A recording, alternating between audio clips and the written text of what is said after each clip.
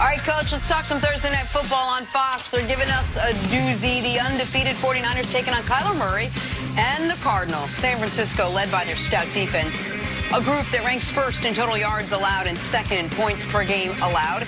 Arizona's head coach Cliff Kingsbury said he doesn't even know how you slow these guys down. Well, Cliff, you may want to figure that out.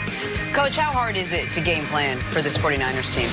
Well, it's difficult just because of the volume of pass rushers that they have and the quality of pass rushers that they've had and the way that they've invested in those guys, not just through the draft, but also free agency. So that makes it difficult. But Arizona's in a unique position with the quarterback that they have, that he can run move the pocket plays. He can do things, whether it's dashes or bootlegs or any of those things to try to change it up. So it's not a consistent pass rush for those guys. I think that Cliff has to incorporate a significant amount of screens, changing the cadence, going in and out of no huddle, trying to get them to not be able to substitute in the defensive linemen in the patterns that they want to. So if they allow San Francisco to operate the way that they want to operate, it's going to really be a big problem. If they force those defensive linemen into patterns that they're not used to and take advantage of what Kyler Murray does really well, which is run with the football and throw on the move, that to me gives them their best chance. And then I'd say on the flip side, you've got to turn this into a Jimmy Garoppolo game. He has almost as many interceptions as touchdowns, and he really hasn't proven that he can be the consistent guy that they hoped he'd be. And Arizona's got to force them to win the game that way. Chris, you remember a couple years ago when it was the first year on the air, I think, when Minnesota and Jacksonville were in the conference championship games of the respective conferences. And we looked at the stat sheet at the end of the year, and in every defensive stat, they were 1-2, 2-1, 1-2, 2-1. That is what San Francisco and New England are so far this year. Like, pick the stat, any stat you can guess. One of them is going to be first, one of them is going to be second. We have talked much more about New England's defense, but San Francisco's defense, en route to, by the way, not shockingly, the only two undefeated teams, has been nearly, if not just as dominant, just not holding opponents less than a touchdown per game the way New England is defensively. The reason I think this is such a tough ask for Arizona, even though Kyler's been a little better than I thought he would be his rookie season, and Cliff Kingsbury has, to me, done a pretty damn good job as a rookie head coach, a guy who was fired in college, taking on all this responsibility, where they do not have resources or personnel as their offensive line, and where San Francisco has spent more resources than any team in football is their defensive line. And sometimes NFL games are complicated. Sometimes if there is one mismatch of big people that substantial, the game can start and end there. So I agree with you 100% that when San Francisco has the ball, you don't want them running down your throat. You want them passing, all of that. I don't know how much that will matter in this specific game, because the Niners, I don't know how you keep Kyler upright enough throughout this football game. Yeah, I believe it's a mismatch, and I believe because of the short week, it will only enhance the mismatch, because what they do defensively is totally contrary to what Arizona and Cliff Kingsbury are trying to do.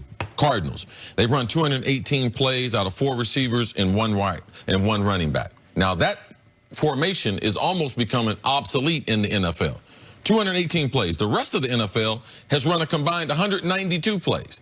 The next closest team is New England with 43 plays. But they got Tom Brady, who's going to get out of those plays because those protections are compromised. How are they going to beat? It's impossible for them to beat San Francisco that way. The reason why is because if you have 5 offensive linemen with 4 wide receivers, you have 3 individual one-on-one matchups on that defensive line. And they got 5 first-round draft picks. And you talked about the offensive line in Arizona. They don't have that draft capital or free agent that they've spent on that offensive line. So he's going to have to somehow bring the formations in tight, play 1 tight end, play 2 tight ends. They don't have a running back that's healthy. They make the trade to Miami to be able to get that running back, but he's one-dimensional. He's typically a 3rd down running back. Kenyon Drake, he's not good at pass protection. So for me, this game could get ugly unless Cliff Kingsbury does something immediately early in the game to change how they've done business, Coach. Yeah, if you're going to try to go head-to-head with your offensive line against their defensive line, you're going to lose. And to me, this has got to be perimeter type battles. This has got to be changing the cadence. It's got to be changing the rhythm and flow of the game. So it's hurry up to the line of scrimmage, but then slow down. It's hard count. It's quick count. It's wide receiver screens. It's running back screens. It's move the pocket plays. Don't fight them in a phone booth. Don't fight them the way that they want to fight. You've got to use the athletic quarterback that you have to create space and to create some sort of matchups where you can win, as opposed to trying to go head to head. I know from talking to you guys off the air, I don't think we've talked about it on the air, that you think if there is one place on the Niners where the defense can be had, it's the secondary. It's that their success defensively has come not entirely, but nearly entirely from that front seven, from the pass rush and their ability to stop the run. How do you take advantage of that? Maybe you just talked about it a little bit, but if you're not going to have a lot of time to throw the football, how do you take advantage of a secondary that might be a little slower, that maybe has some opportunities if you can't block them, or you just have to do max protect and send two guys out in routes? Like, what do you do? You have to do a combination. There's not one thing. You have to have a couple of change-ups. I would say three things. Number one thing is you have to throw wide receiver screens. All right. Number two thing is you have to be able to go max protect. I put both my wide receivers on one side, or even if I put them on one side, I'm running crisscrossing routes, but they're the only two, and then I have my tight end leak out. And then ultimately, man, you got to make some yards after the catch. You gotta challenge guys that they got to win their individual matchups, catch the ball, be able to disengage with the guy, and be able to get some yards after the catch. That's the only way the Cardinals are able to take that's how you take the bite out of this defense, Coach. Yeah, and we see this all the time with New England. We talk about it all the time with New England. They're okay with the 2 or 3 yard completion, where then the wide receiver makes another 2 or 3 yards, and now it's 2nd and 5, 2nd and 4, and they're patient with that. They're patient with that, and eventually someone breaks it for 20, or they're able to sustain those drives and keep the other team off the field. And it's a lot of paper cuts that eventually win the day.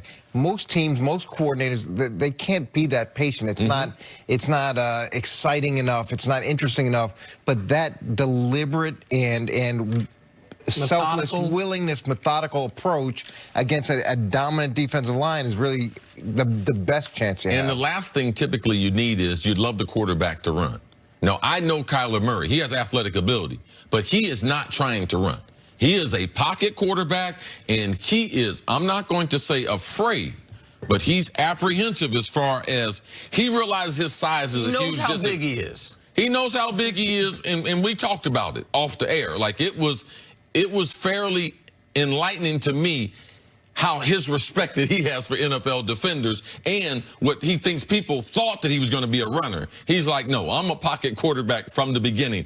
He didn't have to get hit like RG3 to be converted to a pocket passer from the beginning, Coach. Yeah, so he's got a chance of surviving and actually playing a long time. Yes. Because he does have that respect that a lot of young guys don't. All right, we got to take a break. Coach, stick around. Coming up, talk some Chiefs. Should Patty Mahomes play Sunday? That's next. First things first.